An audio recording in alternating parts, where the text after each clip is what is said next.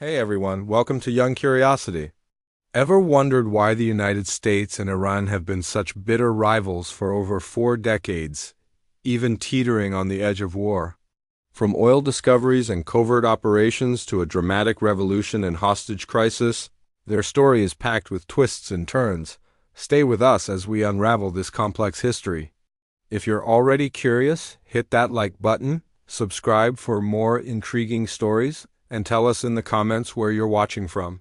As we go through the video, feel free to share your thoughts and reactions in the comments below.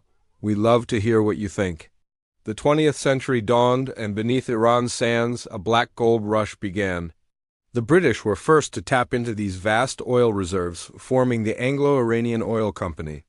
But the deal wasn't exactly fair. Iran, the land brimming with oil, only saw a fraction of the profits, while the lion's share flowed back to Britain. This imbalance sowed seeds of discontent that would later sprout into major conflict. What are your initial thoughts on such unequal resource deals? Fast forward to World War II. Despite declaring neutrality, Iran's leader was seen as sympathetic to Nazi Germany. Fearing Iran could become a supply route for the Axis or threaten Soviet oil fields, the Allied forces, Britain and the Soviet Union, invaded and occupied Iran. The reigning Shah was replaced with his younger son, who was perceived as more compliant. Imagine your country being occupied during a world war. How would that shape its future? Post-war, the old grievances over oil resurfaced. By the 1950s, Britain still held a tight grip on Iran's oil wealth, while Iranian workers toiled in poor conditions. Calls for nationalizing the oil company grew louder, culminating in Prime Minister Mossadegh's bold move to take control of Iran's oil in 1951.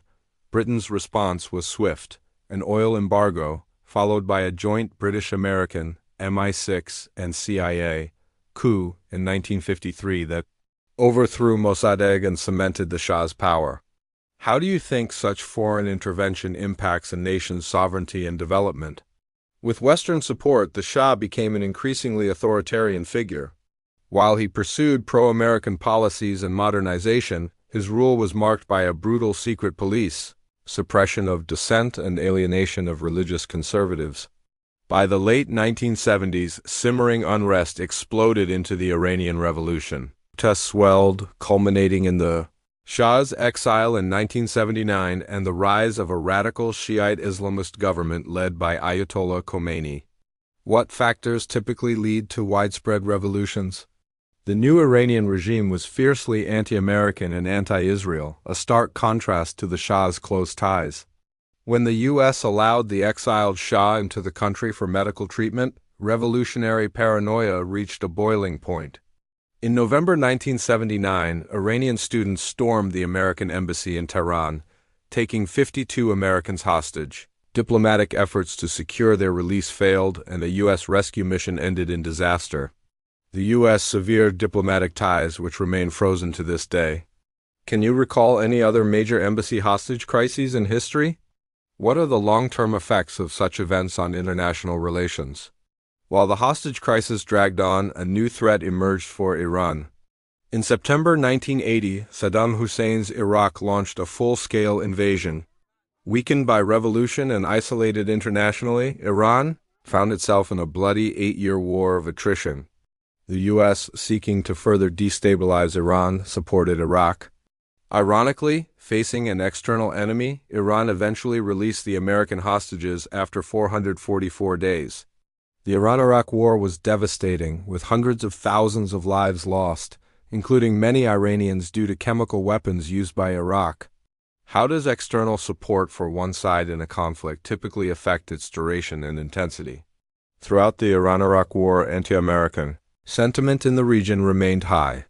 Hezbollah, an Iranian-backed Shia group in Lebanon, carried out several terror attacks against U.S. targets, including bombings of the U.S. Embassy and Marine barracks in Beirut in 1983, resulting in hundreds of American deaths.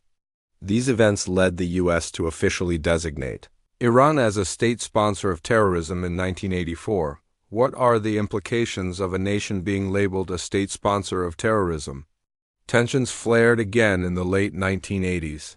In 1988, an American frigate struck an Iranian mine in the Persian Gulf, leading to a large U.S. retaliatory attack, Operation Praying Mantis, which decimated a significant portion of Iran's navy.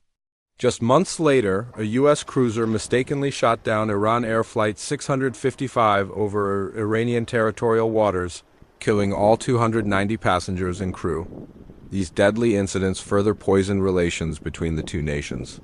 How can misidentification in military situations lead to tragic consequences, and what measures can be taken to prevent them? The 1990s and early 2000s saw continued hostility. The Clinton administration imposed a total embargo on U.S. dealings with Iran in 1995. Iranian-backed Hezbollah carried out another bombing against a U.S. facility in Saudi Arabia in 1996. Following the September 11th attacks, President Bush labeled Iran as part of an axis of evil, despite its lack of direct involvement in 9/11s. A few years later, the U.S. invasion of Iraq, based on the false premise of weapons of mass destruction, heightened Iran's fears and spurred its own nuclear ambitions. How do major global events reshape the geopolitical landscape and influence the relationships between nations? The prospect of a nuclear-armed Iran was a major concern for the U.S. and its allies. Years of sanctions and diplomatic efforts eventually led to the 2015 Iran nuclear deal, JCPOA, brokered by the Obama administration. Under the agreement, Iran agreed to limit its nuclear program in exchange for the lifting of some sanctions. However, this fragile progress was disrupted in 2018 when President Trump withdrew the U.S. from the deal and reimposed tougher sanctions. Iran responded by threatening to resume its nuclear activities and potentially close the Strait of Hormuz, a critical global oil transit route. How effective are international sanctions as a tool of foreign policy? What are the potential risks of abandoning international agreements? In 2019, tensions escalated further with attacks on merchant ships in the Persian Gulf, the downing of a U.S. drone by Iran, and the seizure of oil tankers by both sides. By the end of the year, rocket attacks on a U.S. military base in Iraq, attributed to Iranian-backed militias, led to U.S. retaliatory strikes. The situation reached a critical point in January 2020 with the U.S. drone assassination of Iranian Major General Qasem Soleimani in Baghdad, a highly significant figure in the Iranian regime. Iran retaliated with missile strikes against U.S. bases in Iraq. The world held its breath, fearing an all-out war. Have there been other instances where the assassination of a key leader has dramatically altered international relations? Remarkably, the January 2020 missile attacks resulted in no American casualties, providing an opportunity for both sides to de-escalate. However, tragedy struck when, amidst high alert, Iranian air defenses mistakenly shot down a Ukrainian passenger plane shortly after takeoff from Tehran, killing all 176 people on board. This horrific error, initially denied by the Iranian government, sparked widespread protests in Iran. While a full-scale conflict was narrowly avoided, the events of early 2020 underscored the extreme volatility of the U.S.-Iran relationship.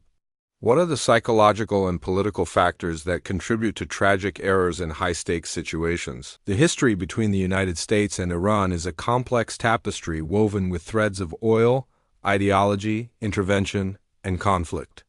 While the direct confrontation in early 2020 did not lead to a full-scale war, the underlying tensions remain. The future of this relationship is uncertain, but understanding its intricate past is crucial for navigating the challenges ahead. Thank you for joining us on this exploration of young curiosity. Don't forget to like, subscribe, and share your thoughts in the comments below. We'll be back soon with more fascinating stories.